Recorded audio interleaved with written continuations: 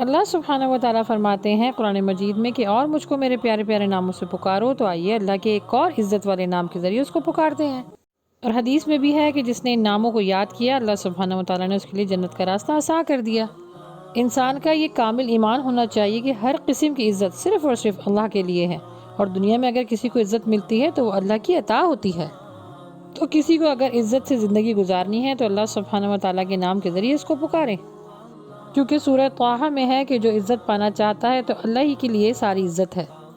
جیسے آپ کی حاجت ہوگی ویسے ہی نام کا حوالہ ہوگا۔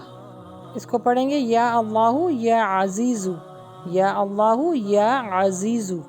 حدیث میں ہے کہ جس کے جسم میں زیادہ درد ہو تو وہ اس دعا کو اس جگہ پہ ہاتھ رکھ کے 3 مرتبہ پڑھے۔ اعوذ بعزت اللہ وقدرتہ من شر ما اجید۔ نماز کی پابندی رکھیں اور صدقہ دیتی رہیے۔